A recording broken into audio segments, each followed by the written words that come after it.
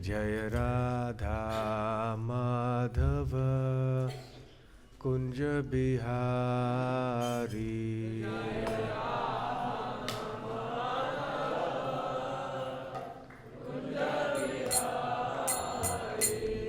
Jaya Gopijana Vallabha Girivaradhari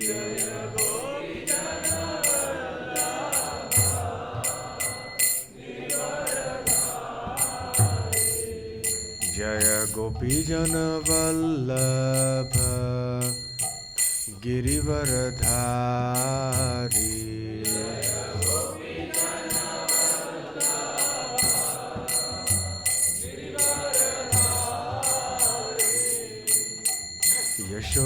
Yashodanandana Brajajana Ranjana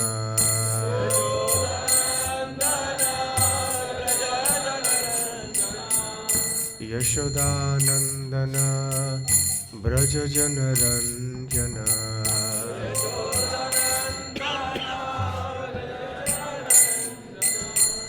Yamuna Tira Vanachari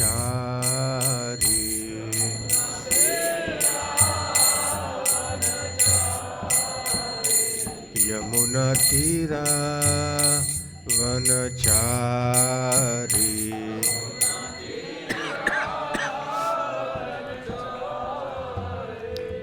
Jaya Radha Madhava Kunja Bihari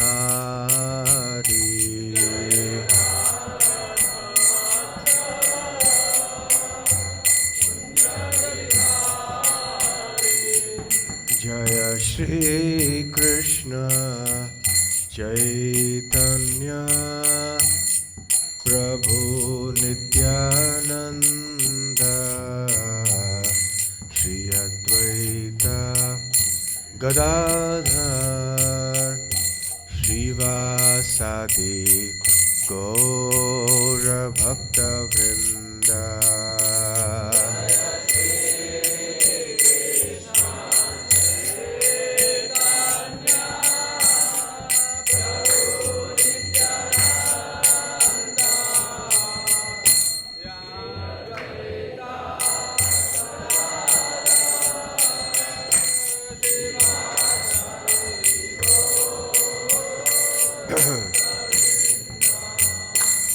Hare Krishna, Hare Krishna, Krishna Krishna, Hare Hare, Hare Rama, Hare Rama, Rama Rama, Hare Hare.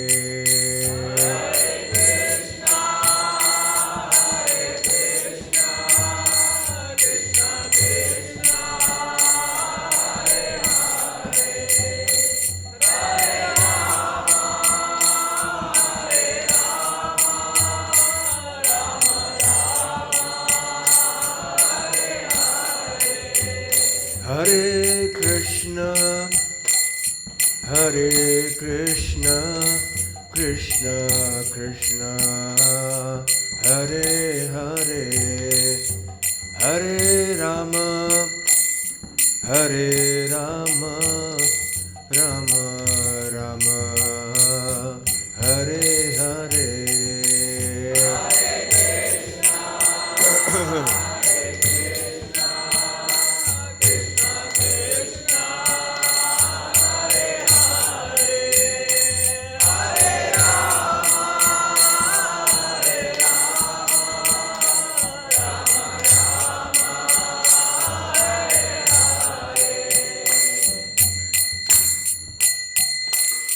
Jaya Jagannatha Jaya Jagannatha Jaya Baladeva Jaya Subhadra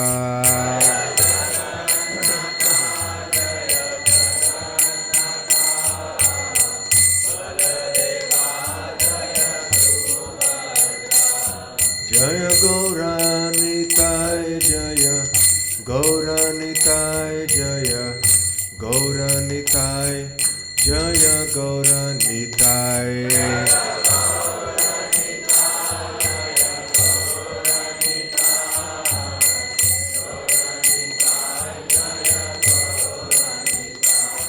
Jaya Jaya Prabhupada, Prabhupada, Prabhupada, Jaya Jaya Prabhupada.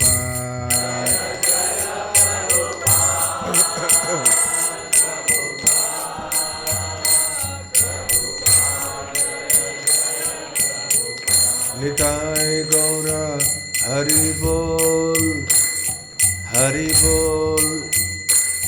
Hari Bol, Nitai Gaura, Hari Bol.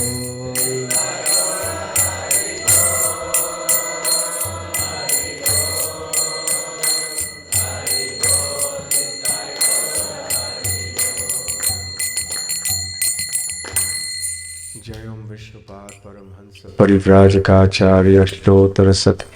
His Divine Grace Abhay Charanaravinda Bhakti Vedanta Swami Srila Prabhupada Ki Jai. अनंत कोटि वैष्णव वृंद की जय। श्री श्री जगन्नाथ बलदेव सुभद्रा श्री सुदर्शन की जय। श्री श्री गौर निताय की जय। श्री श्री गौरांगी बैंगलोरेश्वर की जय। निताय गौर प्रेमानंदे। समवेत भक्त वृंद की जय। समवेत भक्त वृंद की जय। समवेत भक्त वृंद की जय। श्री श्री गुरु गौरांग की जय। ओम अज्ञानतिमिरान्धस्य ज्ञानाञ्जनशलाकया चक्षुरुन्मीलितं येन तस्मै श्रीगुरवे नमः। श्रीचैतन्यमनोभीष्टं स्थापितं येन भूतले स्वयं रूप कदा मह्यं ददाति स्वपदान्तिकम्। वन्देऽहं श्रीगुरो श्रीयुतपदकमलं श्रीगुरून् वैष्णवांश्च श्रीरूपं साग्रजातं सहगणरघुनाथान्वितं तं सजीवं साद्वैतं सावधूतं परिजनसहितं कृष्णचैतन्यदेवं श्री राधा कृष्ण पादान सहगणललितान्वितांश्च नमो ओम विष्णुपादाय कृष्ण प्रेष्ठाय भूतले श्रीमते भक्ति वेदांत स्वामिनिति नामिने। नमस्ते सारस्वते देवे गौरवाणी प्रचारिणे निर्विशेष शून्यवादी पाश्चात्य देशतारिणे। मूकं करोति वाचालं पंगुं लंघायते गिरिं यत्कृपातमहं वन्दे श्रीगुरून् दीनतारिणम्। वाञ्छाकल्पतरुभ्यश्च कृपा सिन्धुभ्य एव च पतितानां पावनेभ्यो वैष्णवेभ्यो नमो नमः। नमो महावदान्याय कृष्ण प्रेम प्रदायते कृष्णाय कृष्ण चैतन्य नामने गौरत्विषे नमः। पंचतत्वात्मकं कृष्णं भक्तरूपस्वरूपकं भक्तावतारं भक्ताख्यं नमामि भक्तशक्तिकम्। आराध्यो भगवान् व्रजेशतनयस् तद्धाम वृन्दावनम्। रम्या काचिदुपासना व्रजवधू वर्गेण या कल्पिता। श्रीमद्भागवतं प्रमाणममलं प्रेमापुमर्थो महान्। श्रीचैतन्य महाप्रभोर्मतमिदं तत्रातरत्न परः। हे कृष्ण करुणा सिंधु दीनबंधो जगत्पते गोपेश गोपिका कांत राधा कांत नमोस्तुते। तप्त कांचन गौरांगी राधे वृंदावनेश्वरी वृषभानुसुते देवी प्रणमामि हरिप्रिये। जय श्री कृष्ण चैतन्य प्रभु नित्यानंद, श्री अद्वैत गदाधर श्रीवासादि गौर भक्त वृंद। हरे कृष्णा कृष्णा कृष्णा हरे हरे, हरे Ram Ram Ram Hare Hare. Devotees can keep their mobiles on silent. Hare Krishna. Today I was asked to speak on the topic of relationships amongst devotees. And this is a very important topic. And the topic was with special reference to the Chaitanya Charitamrita. And of course in general also. Vaishnav relationships, and indeed all relationships, are very important for us. Because whenever there is a disturbance in relationships, it causes a great disturbance in mind. Even if you are in your college, most of you here are students, or at your workplace where you may not have devotees around you, or even at home if there are some relatives who are not devotees. So even when relationships with non-devotees is disturbed for some reason, it causes a great disturbance in our mind. It disrupts our schedules, it disrupts our state of mind, our peace of mind. And what to speak of relationships with devotees? Even when the relationships with non-devotees, when they get disrupted, they disturb us so much, how much more disturbance is created when our relationships with devotees are spoilt in some way. Because you can rationalize other types of relationships by saying, and to some extent that is correct, that, well, I'm spending only a little bit of time with my office people. I spend time there. Anyway, office, there's a lot of politics that goes on. Anyway, this happens or that happens. So we justify it and we say, okay. But in the devotee community, we have invested so much of our mental energy, our emotions, our hopes, our aspirations. Everything revolves around the devotee community, because there is no question of Krishna consciousness without devotees association. So when something happens there, then that disturbs us even more. The disturbance in our life is magnified when the same kind of relationship disturbance happens in the community of devotees. So is it going to happen? Yes, of course. Why? Because we are all human beings. And no two human beings think alike and act alike in every respect. Even when we are devotees, we have our individuality. We also have our way of thinking, our way of acting. We have our svabhava, our nature, which forces us to act and speak and think in a certain way. So it is natural that there will be some disturbances also in the devotee community. After all, we have not been parachuted from Vaikuntha as perfect beings. Even if we are devotees, we may not be perfect devotees. Therefore, the little defects that plague our consciousness will manifest in our relationships. Where did that sound come from? More than relationships disturbing, it is a mobile phone that disturbs. Yes? Actually, it's a fact.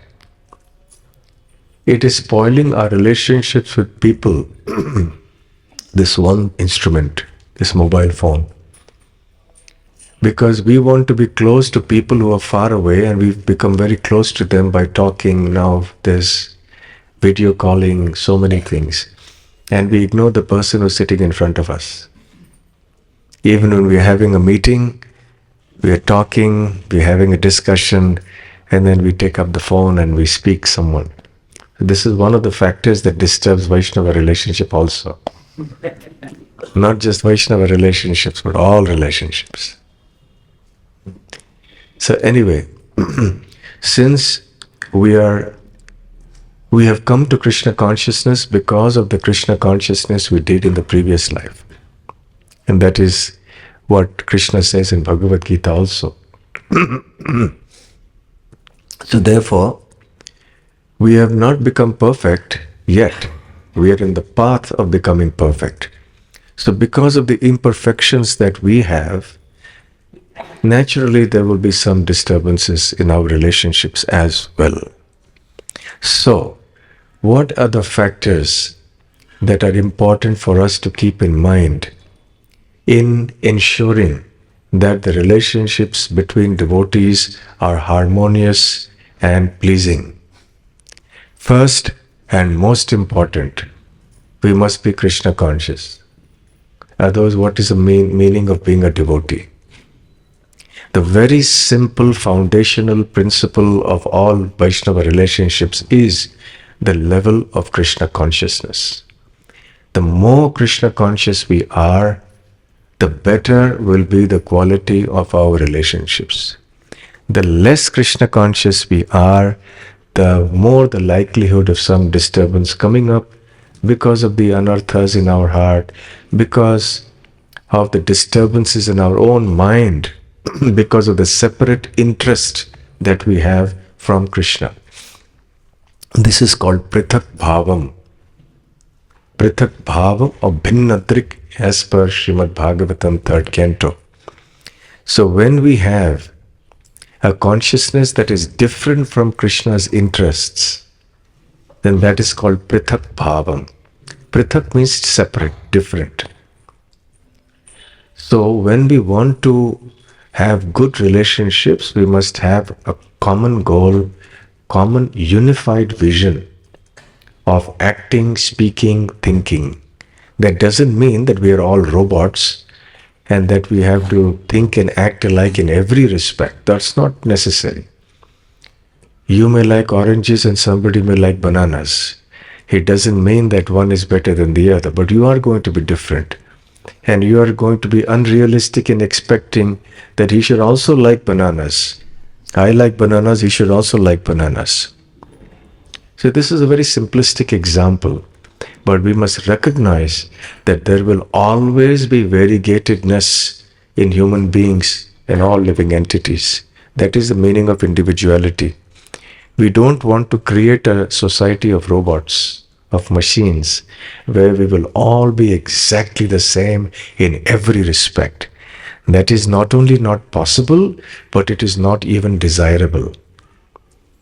But what we want is that with all our diversity in nature, in thinking, in speaking, in personality types, and so on, we are unified together harmoniously because of that one common interest, that is Krishna. So if you keep Krishna in the center, in other words, if you are Krishna conscious, then the likelihood of conflicts and disturbances and arguments will be diminished greatly. Srila Prabhupada gave the example of throwing a pebble into a pond which has stagnant or stationary water.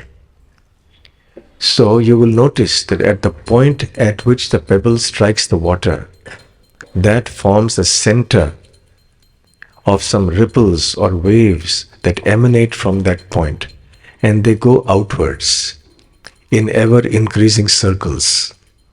Of course, they will fade away after some time. They will get weaker.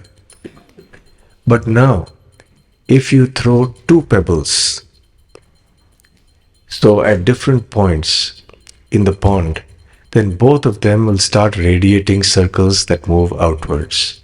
Then what will happen? Those circles will clash, they will collide. So if you throw both stones at exactly the same point, precisely the same point, what will happen? There'll be no clash. On the contrary, the waves generated by the two pebbles one after the other will reinforce each other and become stronger and stronger. So that central point is Krishna. Or it is our basic interest.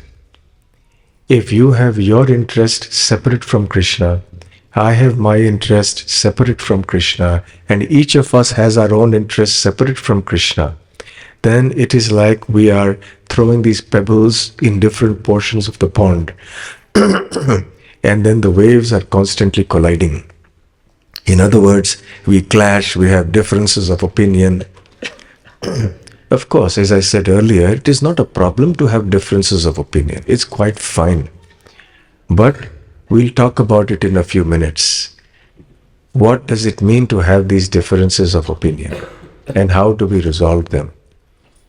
So anyway, if everybody's point of interest is the same, that is Krishna, then everybody's thinking, everybody's actions will reinforce, and everyone will be able to serve Krishna wholeheartedly with great vigor and enthusiasm.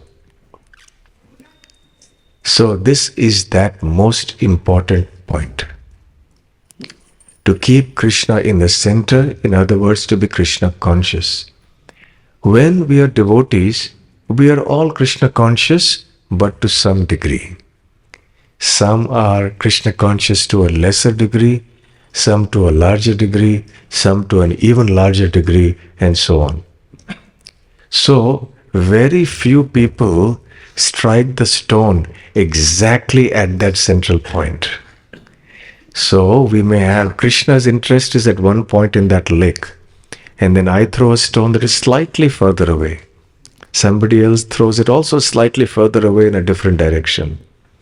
So even though we are Krishna conscious, but because we are not perfectly Krishna conscious, so there is always some clashing going on, some colliding going on. But if it is a deviation that is very minor, that gets resolved easily. But if it is a deviation that is rather major, then that is difficult to resolve. That causes pain. So the foundation of good Vaishnava relationships is, the bottom line is, Krishna consciousness. To be as Krishna conscious as possible. The more Krishna conscious every single individual in the devotee community is, the higher the chances that that community will have a very harmonious and pleasing quality or level of relationships amongst the devotees. So this is the most important point.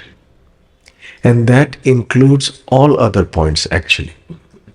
But because it's not so easy to figure out, so we need to unpack that a little bit.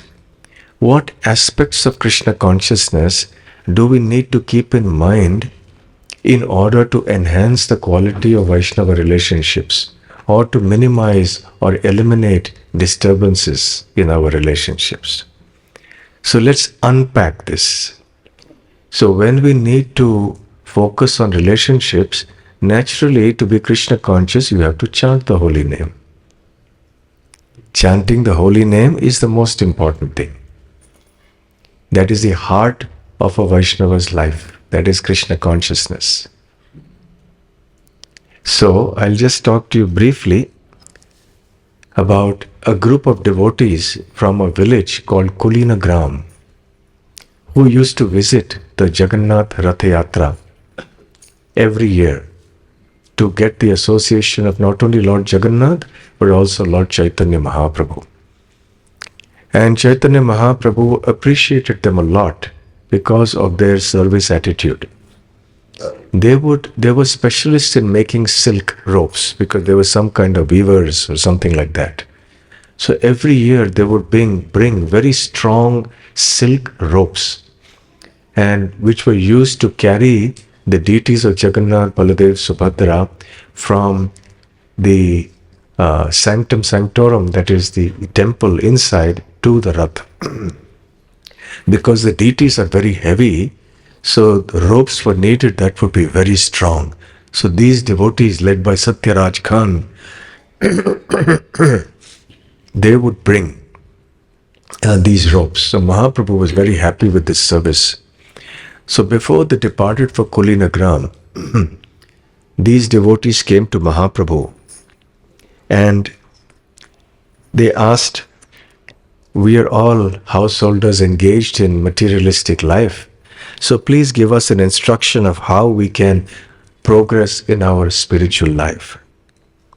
So here is what Krishnadas Kaviraj Goswami says.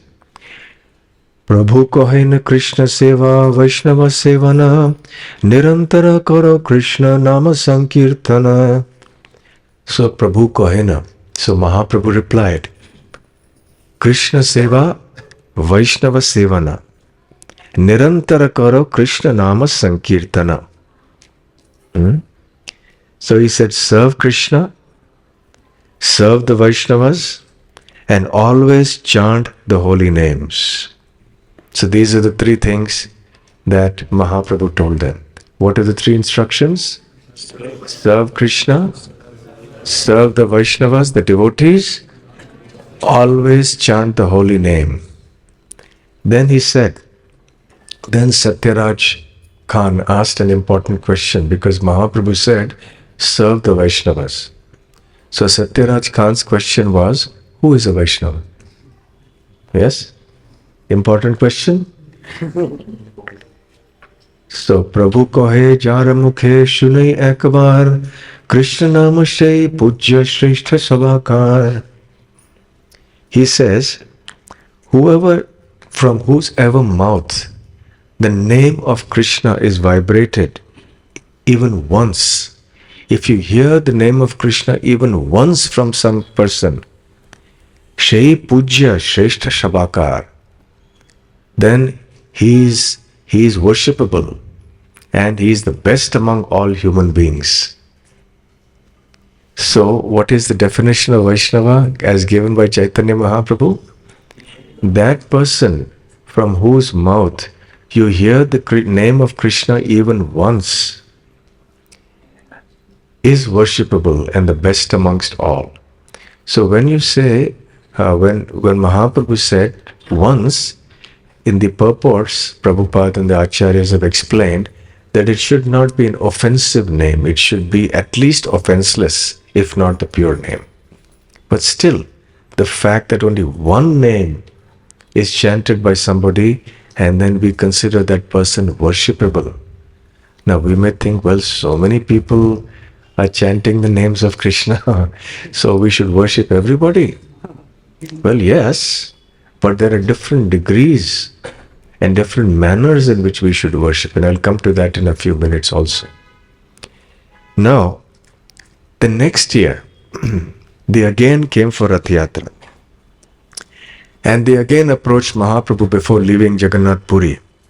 And they said, what is our duty and how should we execute it? Please tell us. So, this is the second year. So, Chaitanya Mahaprabhu says,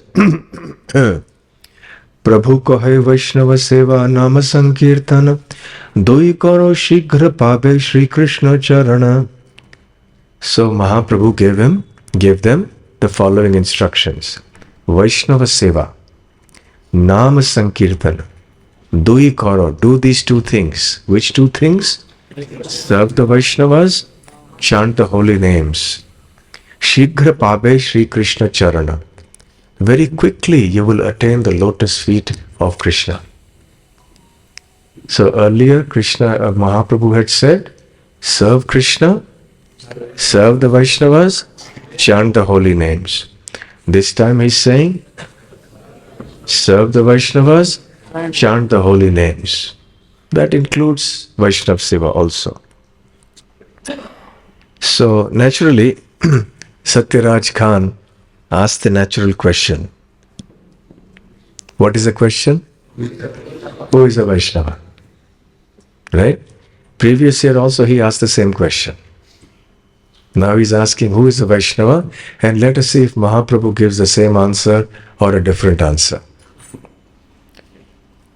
Krishna nama nirantara jahara vadane Shai Vaishnava Shrestha bhajatahara charane. Krishna nama nirantara jahara vadane, from whose vadana or mouth emanates the holy name of Krishna, nirantar, always. Shai Vaishnava Shrestha, that Vaishnava is the topmost. Bhajatahara charane, and your duty is to serve that Vaishnava's lotus feet. Now, they went back happy with this instruction, and they came back the next day for Rath Yatra, and they again asked the same question, and Mahaprabhu gave the same answer, and in response Satyaraj Khan asked the same question, which is, who is a Vaishnava? So the third year in succession also, Mahaprabhu said, serve the Vaishnavas, chant the holy name of the Lord. Again, the third time, when Satyaraj Khan asked the question, who is a Vaishnava? At that time, what did Mahaprabhu say? Jahara darshane mukhe aise Krishna naam, tahare janiya tumi Vaishnava pradhan. Jahara darshane, just by looking at whom? Mukhe ashe Krishna naam. We get inspired to chant the holy name of Krishna just by looking at a particular person. Tahara janiha tumi Vaishnava pradhan. So that Vaishnava is the topmost amongst all Vaishnavas. So now Chaitanya Mahaprabhu has given 3 definitions of Vaishnava. What are the 3 definitions? First, from whose name you hear the name of Krishna even once. That Vaishnava is worshipable and is best amongst all human beings. So this Vaishnava is chanting, once you have heard him chant. The second definition of Vaishnava is Nirantara, one who is chanting the holy name constantly. That is Vaishnava. He is best amongst all. And the third definition, a Vaishnava by simply looking at whom the names of Krishna come out from your mouth, you feel inspired to chant. That is the Vaishnava Pradhan, the topmost amongst all Vaishnavas. In this way, Mahaprabhu has given here 2 types of instructions. 1, what is the way to make spiritual progress? And incidentally, that also happens to be the formula for good relationships amongst Vaishnavas. Because if you are not doing these 2 things, there cannot be good relationships in the devotee community. What is that? Chanting the holy name and serving the devotees. If you are not doing this, then we will not be able to have good relationships. So, when it means chanting the holy names, we must make sure that we are doing that properly in terms of japa, in terms of kirtan. And the more we chant the holy names, the greater is our level of Krishna consciousness. So the more Krishna conscious you are, the better will be your relationships with everybody.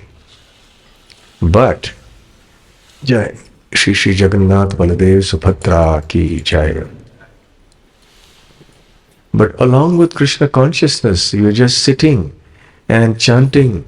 You could get proud, thinking I'm chanting 64 rounds every day. So it may happen.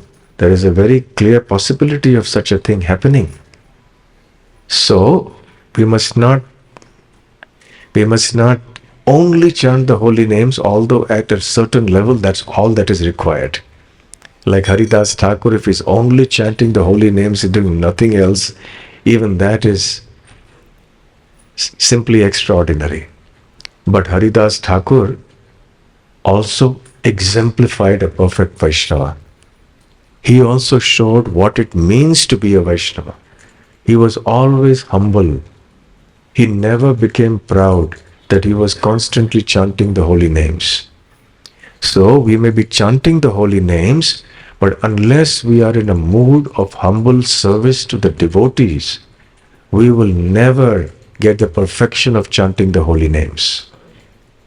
So this ego, this pride, this desire for name and fame and prestige and so on, all these are great obstacles.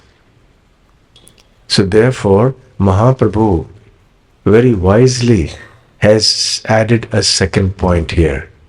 He didn't say only chant the holy name, even though that is a Yuga Dharma. But in order to chant the holy name always and properly and not be afflicted by anything negative, he said you have to serve the Vaishnavas. To serve the Vaishnavas, you have to be humble. And therefore, yesterday, if you remember, we were discussing Mahaprabhu's verses that he chanted during the Rath Yatra. And I mentioned that you all should remember the last line at least of one verse. What is that? Gopi bhartuhu padkamalayor dasa dasanu dasaha. And you would have noticed that Mahaprabhu says dasa dasanu dasaha, not boss bossanu bossaha. Yes? So the idea that we are the boss of others, even if we are seniors, even if we are in some position, that is something we have to be very cautious about. So Mahaprabhu identifies this principle as a foundational principle of his identity. What is my identity? Mahaprabhu says, I am the servant of the servant of the servant of Krishna, who is the master of the gopis. So this is what it means to be a Vaishnava.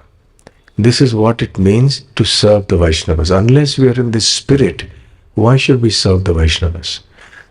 We will think others should serve me. One time Srila Prabhupada was speaking on this point, and he was explaining what it means to be a Das. He said that is why our names end in Das. After we take so-and-so Krishna Das, Jagannath Das. So he said, but it's not something just as a formality that we accept the name Das. We should also be a Das, means a servant. You have the name Das, but then you think you are Swami or Prabhu, then that is not good. We call others as Prabhu, but we ourselves are Das. So we should never introduce ourselves as Prabhu. I am so-and-so Prabhu. No. We call others as Prabhu, but I am Das. So Srila Prabhupada one time, he was mimicking an imaginary scenario. A devotee who is proud. And he's addressing the other devotee as Prabhu, but he does so, he does so in a way that shows that he doesn't actually believe that he's the Das. So Prabhupada was mimicking such an imaginary devotee. And he says, Nandaputra Das, come here and polish my shoes. So he was trying to indicate that even though you may think of yourself as you may claim that you are the Das and others your Prabhu, but your words and actions don't indicate that. So we have to internalize this conception that I am the servant of all the devotees. Unless this very important principle is there in our consciousness and we are chanting the holy names properly, there is no question of good relationships amongst devotees. It will last for some time.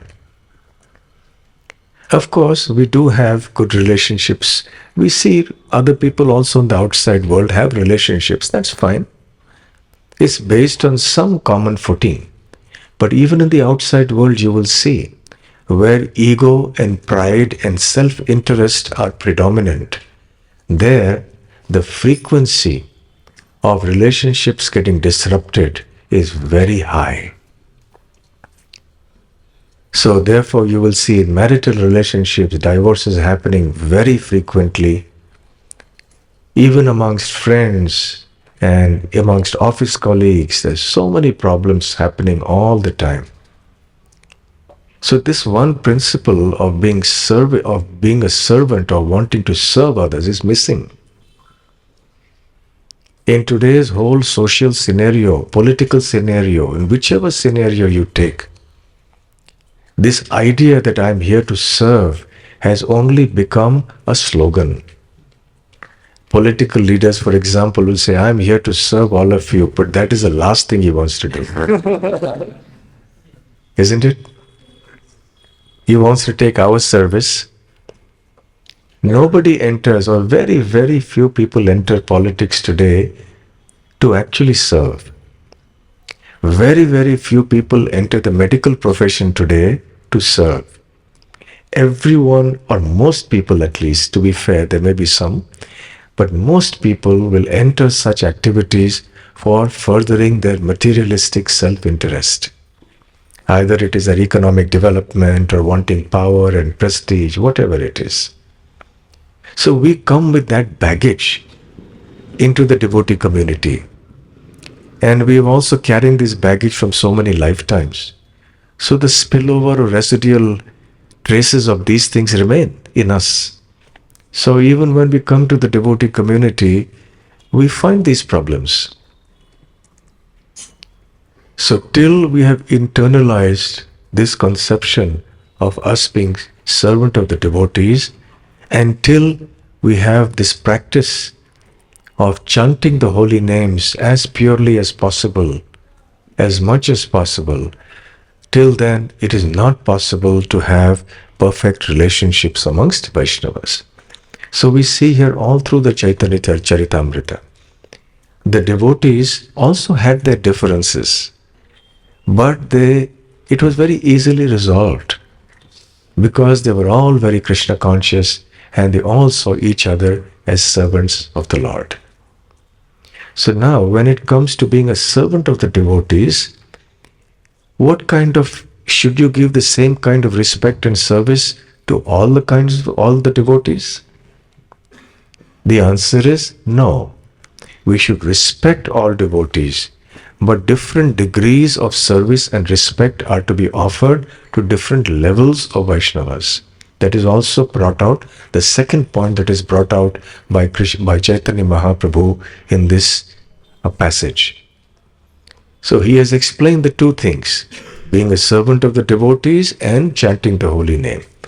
But what is the reason behind giving three different definitions of who is a devotee? To indicate that there are different levels of devotees. For example, in a school or a college, everyone is a student. From the first standard up to the 10th or 12th standard, all are students. But there is a difference between a student in the second standard, student in the 12th standard, student doing PhD is also a student. All are students, but there is a distinction also to be made. Similarly, amongst devotees also, there are gradations. Some are newcomers, some are mediocre, some are more advanced, some may be very advanced. So naturally, our service should be of a different type.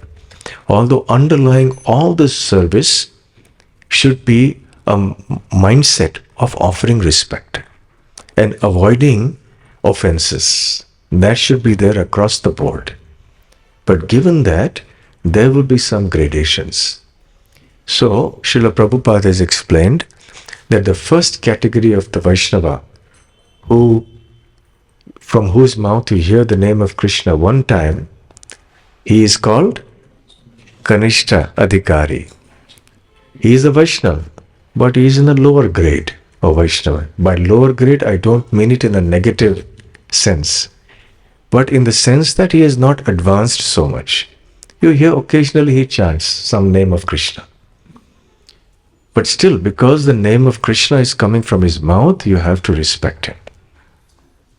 He's also Vaishnava. He's Kanishta. Kanishta means a junior or a neophyte or a newcomer. The second devotee, the second category of Vaishnava, who is chanting Nirantara, always chanting, he is the Madhyama Adhikari, or he is a Vaishnava in the intermediate level. He is quite advanced, but still intermediate, hasn't reached a very, very exalted level. So naturally, you have to serve this Vaishnava more than you serve the others.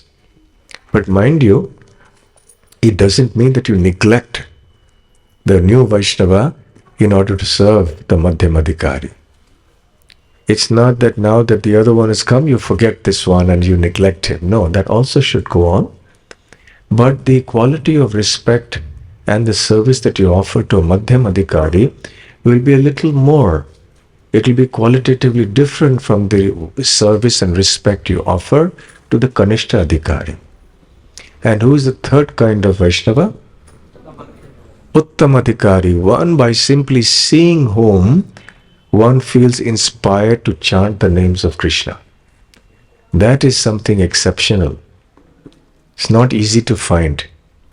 You just see somebody and feel, Hare Krishna, you want to say Krishna's names. So that is the Uttamadhikari. So Adhikar refers to the qualification or eligibility. So one has the Adhikar, or very high level of devotional service of Krishna consciousness. So that person should be offered the greatest amount of respect and service. So the principle of respect and service is across the board to all Vaishnavas, and actually even to non-devotees. We should offer respect to all. Even the animals, the plants, the trees, the insects, everyone, we should offer respect. So, for example, we should not kick, even if there's a dog or an animal, just kick. No, you should not do that. There's a super soul in the heart of that animal also. Don't insult or offend anyone as far as possible. And especially when it comes to devotees, the principle of respect has to continue all through. But the degrees will differ depending on the elevation of that particular devotee in Krishna consciousness. So whilst maintaining respect, the devotee must also have that sense of discrimination. He must have the knowledge to understand. It should not be simply sentimental, and one should understand from a philosophical angle also who is who. So let us also further unpack a few other items. Practically speaking, what are the issues that create problems amongst devotees? One may be a personality nature issue. For example, you're having some discussion and someone has the nature to think my way or the highway. Yes, what I think is right, it must happen like this.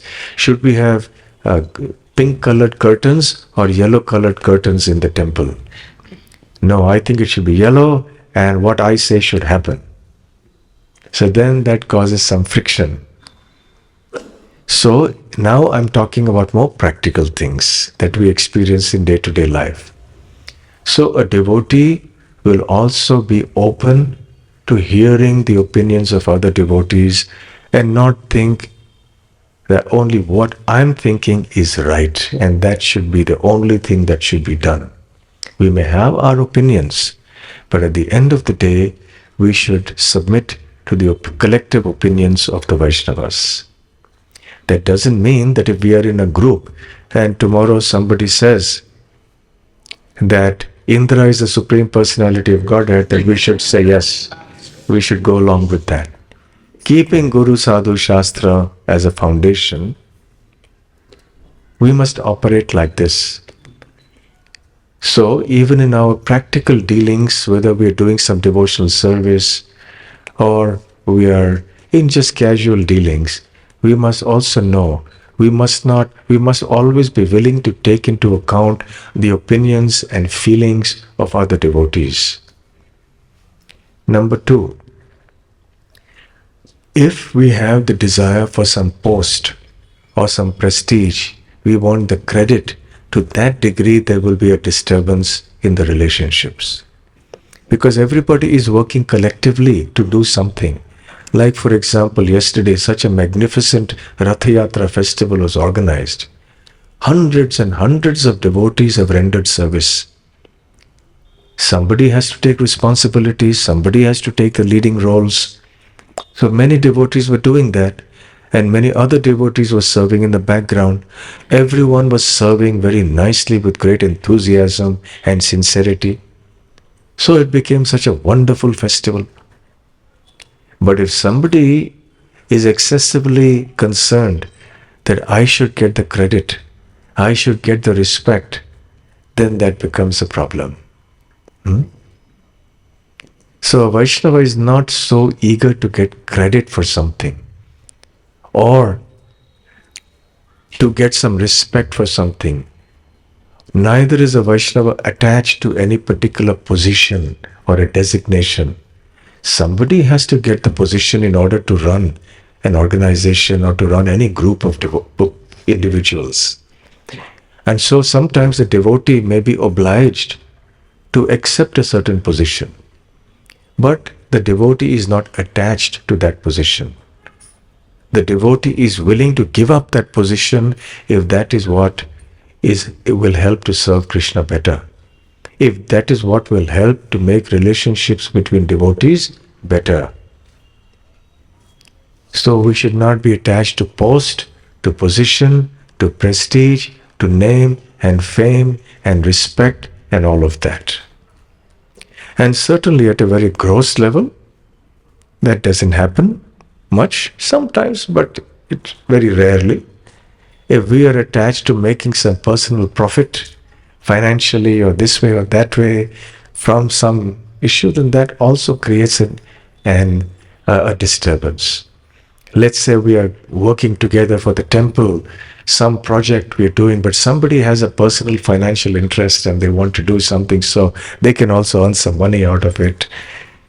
So to the degree that our personal interests are mixed in the decision making or in wanting to do devotional service, that also will eventually cause some disturbance, because tomorrow somebody else will object to that and that will cause some clashes and so on and so forth. So therefore, we have to see these are the different factors, and there are several others as well, common sense factors, which I have spoken about now. So we have to keep these in mind, keep the community of Chaitanya Mahaprabhu, the dealings of Chaitanya Charitamrita in mind. One time, Srila Prabhupada said that in Bhagavad Gita we understand what is the perfection of life, that is devotional service to Krishna, to become a pure devotee. In the Srimad Bhagavatam, which goes one step further, we hear about how the residents of Vrindavan and other great devotees in history, whether in the mood of Vaikuntha or in the mood of Dwarka or Vrindavan, how they perfected their lives. So we find that all over the Srimad Bhagavatam. But these personalities usually were in the distant past. Even 5,000 years ago is quite far back in time. Then what to speak of Treta Yuga and Satya Yuga, which were like lakhs and lakhs of years in the past. So Chaitanya Charitamrita gives us another way of doing devotional service to whom we can relate. It's more realistic. So in the Bhagavatam, we hear about how great devotees in the past rendered devotional service. And in Chaitanya Charitamrita, through the example of the community of devotees around Chaitanya Mahaprabhu, we can learn how you and I can do devotional service. So it is more relatable because it is not that distant in time. And the events that are happening here are very much relatable to us. For example, there was a devotee called Vasudev Datta. He was a pure devotee, very compassionate, and exemplary devotional qualities. But he was a householder, and somehow or the other, he didn't know how to manage his household finances, so there were problems in the house. Because a Grihastha must know how to manage the money, otherwise, how will you survive? So, it came to the notice of Chaitanya Mahaprabhu. So, he called Shivananda Sen, another Grihastha devotee, who was also very elevated and an intimate associate of Mahaprabhu. Shivananda Sen was not only a great devotee, but he was also worldly wise. He understood how the world operates. He was a good businessman also. So he understood the dealings of money and all of that. So Chaitanya Mahaprabhu called Shivananda Sen and he told him, Shivananda, look, our dear Vasudev, he is a very simple-hearted devotee, but he doesn't know how to handle money. And therefore his family life is, has some difficulties. So you should help him. Train him up and handle his finances so that his family will not have difficulty. Whenever he gets money, he immediately spends it. So Mahaprabhu is giving a hint that whenever you get money as a householder, don't immediately spend everything. There are some things to be done. You have to keep some money. You have to save up something. So there are ways to handle things, especially in the modern times. Now, these are issues that people today can relate to very easily. Because people are earning money, then they have to take a loan, and they can't pay back the loan. So there's so many problems. So it needs some devotees who are worldly wise, who can guide the devotees. Look, don't get into this. It's a scam. Just because you think you can double your money in so much time, don't get into this. Similarly, they can advise you what to do with your money, what to do with your family situation. There are issues that the devotees of Mahaprabhu had amongst the family. So how to resolve those issues? So these issues are very relatable to us in this day and age. So when we study Chaitanya Charitamrita, we get practical guidelines on how to handle our life even as devotees of Krishna. So therefore, Chaitanya Charitamrita pastimes are so important for us. It shows us how you and I, living in this day and age, can also live together as a harmonious, loving community and still manage our personal and family affairs perfectly, or at least as well as possible. Hare Krishna, it's already 9:15. I think I've gone beyond the time. Hare Krishna, Krishna Krishna, Hare Hare, Hare Rama, Rama Rama, Hare Hare. Hare Krishna. So just brief one or two questions if anyone has. Yes. Make your questions to the point and relevant to the topic. Yes. You'll have to speak a little louder. You were mentioning about the chanting the very thing. How is the devotee enhance the relationship between the devotees? Serving is understandable. How chanting and Okay, good question. The question is that Mahaprabhu talked about two things that we must do, serving the Vaishnavas and chanting the holy name. So by serving the Vaishnavas, we can improve our relationships with the devotees. That is understandable. But by chanting the holy names, how do we improve our relationships with the devotees? Yes, that's the question. And the answer is very simple. By chanting the holy names, you will become Krishna conscious. When you become Krishna conscious, all the anarthas, the unwanted things in the heart, the separate interest will automatically vanish or at least diminish. So then all the negative things in our heart that cause barriers in the development of good relationships in the devotee community, those will be reduced, lowered, or they will disappear. So the more Krishna, therefore I said to start with, the most fundamental principle of good relationships in the devotee community is to be more Krishna conscious. The more Krishna conscious the devotees are, the better will be the quality of relationships in that community. Okay? Any other question? Yes. Hare Krishna Maharaj. Thank you for the profound subject. Actually, when we are coming towards to for some meeting, when we are also thinking about Krishna's benefit, what will the best benefit the service and which will be the best way. But then there also we have that difference of opinion and how like the clashes will get resolved. Okay, so the question is, you're speaking from experience? Both are having experience, different experience. What is your name? Anuk. Anuk. So Anuk is also speaking from experience. He says that sometimes we all want to serve Krishna. We come together for a meeting to discuss some particular service, but we end up having differences of opinions on how that service should be done.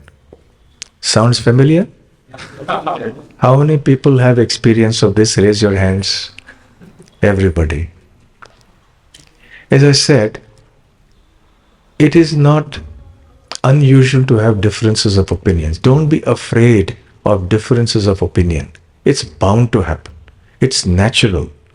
Because as I said earlier, we are not robots, we are not machines. We all have our individuality, our way of thinking. We are all different. What unites us is Krishna. So, there will be differences, undoubtedly.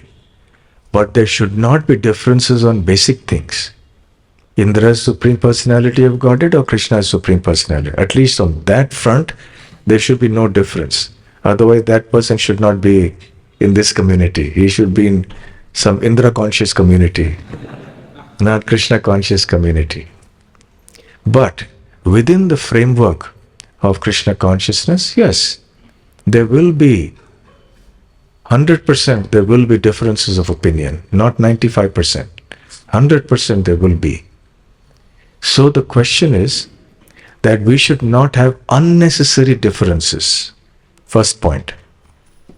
The more Krishna conscious you are and the more wise you are as a result of being Krishna conscious and also having experience of how the world works and how people are, unnecessary differences of opinion will come down a lot. Number one. And number two, when the differences do arise, you will be better equipped as a Krishna conscious devotee to deal with those differences in an amicable way and bring about a solution.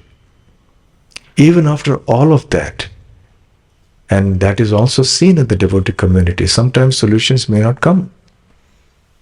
So despite our best efforts, if the solutions don't come, then what are the conclusions we could draw from it? Number one, perhaps we are not Krishna conscious enough. Number one. Number two, perhaps we're still making some mistakes and we need to introspect at a practical level what mistakes we are making. And third, maybe that's Krishna's will at the end of it. Maybe that's how Krishna wants it. But that Krishna wants it can't be the thing at the first step.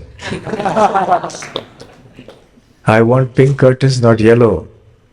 No, Krishna wants it.